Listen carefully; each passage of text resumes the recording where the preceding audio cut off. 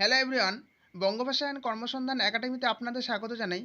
সামনে ডাব্লিউপিপি পরীক্ষাকে কেন্দ্র করে আমরা এই চ্যানেলে প্রায় প্রতিদিনই গুরুত্বপূর্ণ জেনারেল নলেজ দিয়ে থাকি। তো তোমরা চাইলেই সেগুলো দেখে নিতে পারো। এছাড়াও তোমরা জানো যে সম্প্রতিকালে এসএসসি টেট এবং প্রাইমারি টেট পরীক্ষার জন্য এই জেনারেল নলেজ অত্যন্ত গুরুত্বপূর্ণ বিষয় হিসেবে বিবেচিত হয়েছে।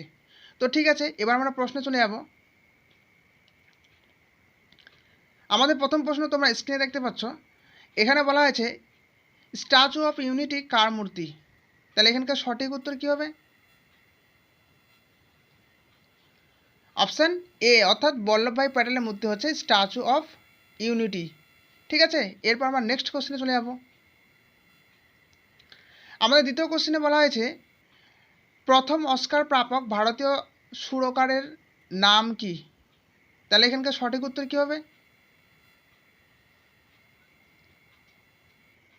অপশান সি অর্থাৎ A.R. রহমান হলেন প্রথম ভারতীয় অস্কার প্রাপক সুরকার। ঠিক আছে, এরপর আমরা নেক্সট কোশ্চেন দেখে নেব। আমাদের 3 নম্বর কোশ্চেন বলা হয়েছে বায়ুমণ্ডলে কোন স্তরে মেরুজ্যোতি দেখা যায়? তাহলে এখানকার সঠিক উত্তর কী হবে? অপশান বি অর্থাৎ আয়নোস্ফিয়ারে বায়ুমণ্ডলে স্তরে মেরুজ্যোতি দেখা যায়। ঠিক আছে, এরপর আমরা নেক্সট কোশ্চেন দেখে নেব। 4 নম্বর কোশ্চেন নর্তঙ্কি কোথাকার নৃত্য? তাহলে এখানকার সঠিক উত্তর কী হবে? অপশান বি অর্থাৎ উত্তরপ্রদেশের নৃত্য হচ্ছে নৌটঙ্গি। ঠিক আছে, এরপর আমরা নেক্সট কোশ্চেন দেখে নেব। আমাদের 5 নম্বর কোশ্চেনে বলা হয়েছে কলকাতা মেডিকেল কলেজ কবে প্রতিষ্ঠিত হয়? তাহলে এখানকার সঠিক উত্তর কী হবে? অপশান বি অর্থাৎ 1835 সালে কলকাতা মেডিকেল কলেজ প্রতিষ্ঠিত হয়। ঠিক আছে, আমরা নেক্সট কোশ্চেন চলে যাব। 6 নম্বর কোশ্চেন পরিব্রাজক কার লেখা? তাহলে এখানকার সঠিক উত্তর কী হবে? তোমরা সকলেই জানো যে স্বামী বিবেকানন্দ পরিব্রাজক গ্রন্থটি লিখেছিলেন। তাহলে অপশান এ সঠিক অ্যান্সার।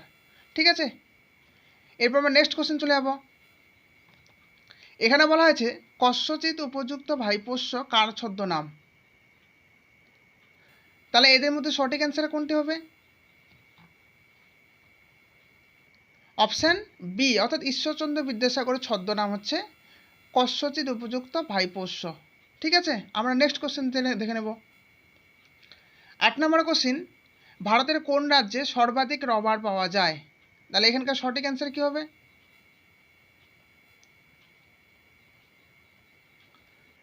অপশান এ অর্থাৎ কেরালা রাজ্যে ভারতের সর্বাধিক রবার পাওয়া যায়। ঠিক আছে, আমরা নেক্সট কোশ্চেন চলে যাব। 9 নম্বর কোশ্চেনে বলা হয়েছে 38তম প্যারালাল কোন দুটি দেশকে আলাদা করেছে? তাহলে এখানকার সঠিক উত্তর কী হবে?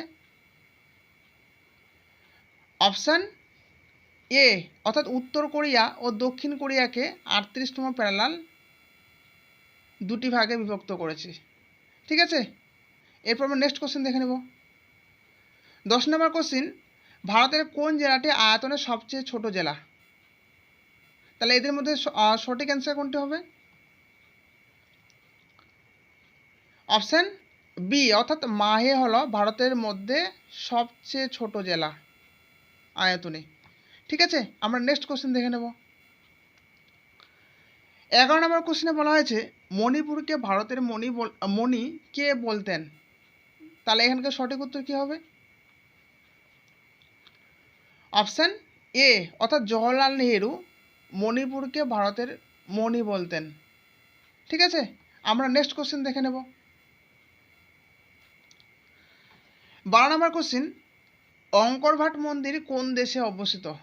তাহলে এদের মধ্যে সঠিক অ্যান্সার কী হবে?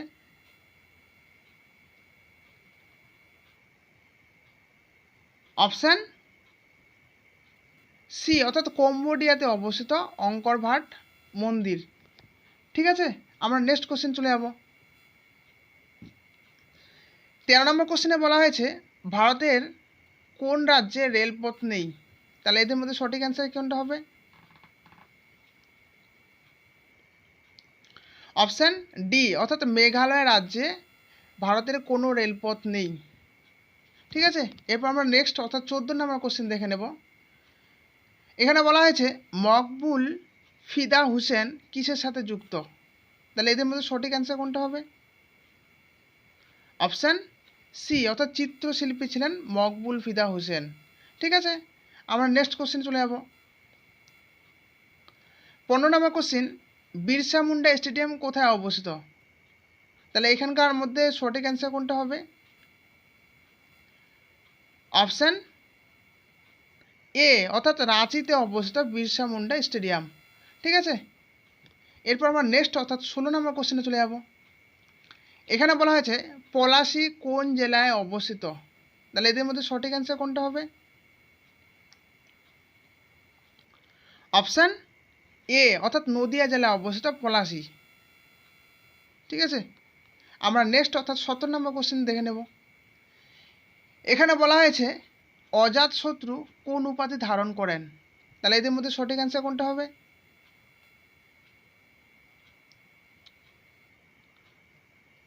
অপশান বি অর্থাৎ কুনিক উপাধি অজাতশত্রু ধারণ করেন। ঠিক আছে, এরপর আমরা 18 নম্বর কোশ্চেনে চলে যাব। এখানে বলা হয়েছে তেলেগু সাহিত্যের জনক কি?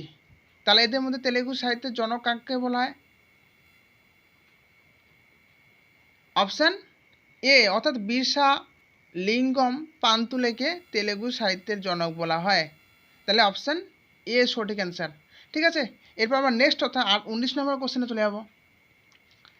এখানে বলা হয়েছে কুকুরের দেহে তাপমাত্রা নিয়ন্ত্রণে সাহায্যকারী অঙ্গ হলো। তাহলে এদের মধ্যে সঠিক অ্যান্সার কোনটা হবে? অপশান বি অর্থাৎ জিহ্বা হলো কুকুরের দেহে তাপমাত্রা নিয়ন্ত্রণকারী অঙ্গ, নিয়ন্ত্রণে সাহায্যকারী অঙ্গ। ঠিক আছে, আমরা নেক্সট কোশ্চেনে অর্থাৎ আজকে আমাদের এরপর লাস্ট কোশ্চেন চলে যাব। এখানে বলা হয়েছে জনসংখ্যার বিচারে ভারতের দ্বিতীয় বৃহত্তম রাজ্যটি হলো। তাহলে এদের মধ্যে সঠিক অ্যান্সার কোনটা হবে? অপশান এ অর্থাৎ পশ্চিমবঙ্গ হলো জনসংখ্যার বিচারে ভারতের দ্বিতীয় বৃহত্তম রাজ্য। ঠিক আছে, তাহলে এই হলো আজকে আমাদের 20টি গুরুত্বপূর্ণ জেনারেল নলেজ। তোমাদের যদি এই চ্যানেলে ভিডিও ভালো লাগে তাহলে পরবর্তী ভিডিও দেখার জন্য আমাদের এই চ্যানেলটিকে অবশ্যই সাবস্ক্রাইব করবেন। Thank you.